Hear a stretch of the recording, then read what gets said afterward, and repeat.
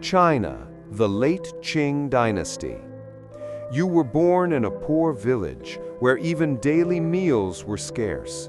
Your parents were drowned in debt, and one day they made the cruelest decision of their lives: to sell you to agents who recruited servants for the imperial palace. You were too young to understand what was happening, but your mother's stifled sobs and your father's silent gaze carved themselves into your memory. Even as the carriage rolled away, you turned back, hoping someone would call you home, but no one did. The journey to the capital was long, and what awaited you was not golden palaces, but a dark, cold room. There, your fate would be sealed. A cold blade, one cut, a decision for life. Your screams tore through the room, but no one cared. To them, you were only a commodity, to be prepared for service to the court. From that moment, your manhood was gone forever. You were no longer whole. You became a eunuch, a shadow, a stripped soul, a figure history would never remember. Before your wounds could heal, you were thrown into the harsh cycle of the Forbidden City, a place vast and majestic, but for you, it was nothing more than a gilded prison. Every morning before dawn, you were dragged from your straw mat to kneel on the freezing stone floor. The overseer paced back and forth, whip in hand, ready to strike at the smallest delay. With just one glance from a superior, you had to crawl, to run, to bow. If you hesitated for even a heartbeat, the lash tore into your back, leaving your flesh burning with pain. Your duties were endless, humiliating, and thankless. You carried chamber pots from the private quarters, the stench clinging to your skin for days. You scrubbed floors until your hands bled. You fanned your masters in the heat, even when your own body trembled with exhaustion. And when winter came, you stood barefoot in the snow, holding lanterns, while your teeth chattered until your jaw ached. You learned quickly that a eunuch's worth was not in his labor, but in his silence. If a concubine dropped her hairpin, you had to dive to the floor and pick it up, with your head bowed low, never daring to meet her eyes. If an official grew angry, he might slap you across the face simply because you were near. You could not protest. You could not defend yourself. Every mistake, no matter how small, was punished with cruelty. Spill a cup of tea, the whip. Step too loudly in a corridor, the whip. Fail to bow low enough, the whip, or worse, days without food.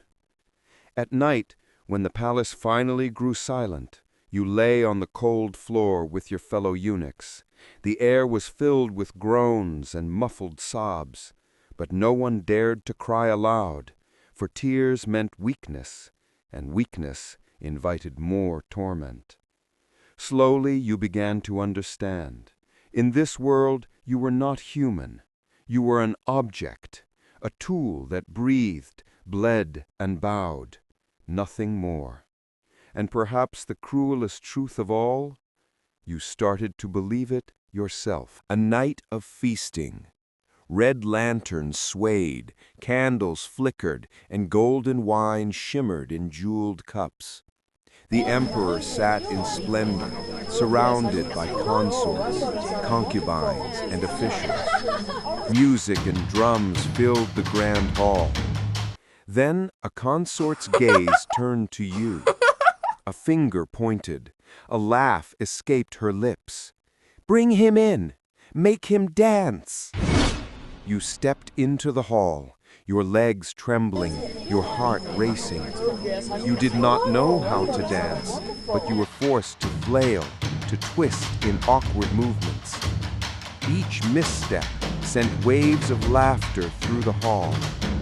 That laughter cut deeper than any whip, but it did not stop there. Another official shouted, "Make him sing like a woman!"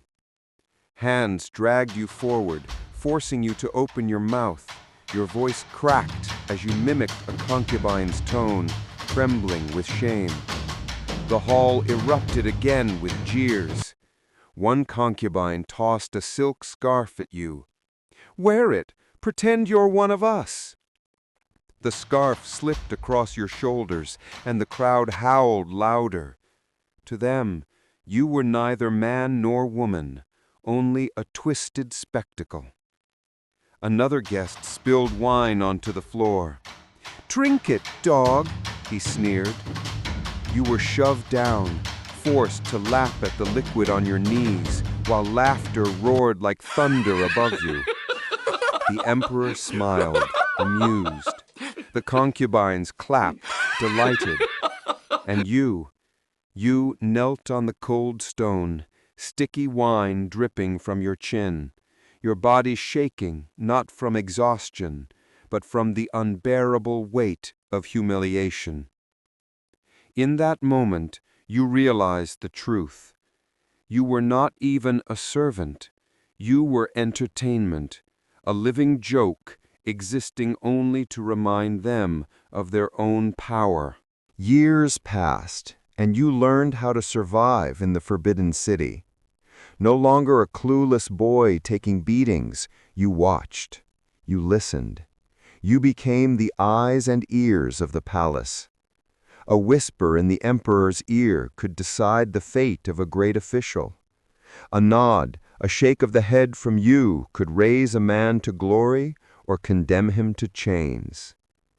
On the surface, you were respected. Servants bowed, officials kept their distance. Some even whispered, "He holds the keys to the secrets of the palace." But deep inside, you knew the truth. All of it was borrowed power. It was never yours. If the emperor turned his back, if a concubine lost favor, you would instantly return to being nothing. The greater the power, the deeper the shame.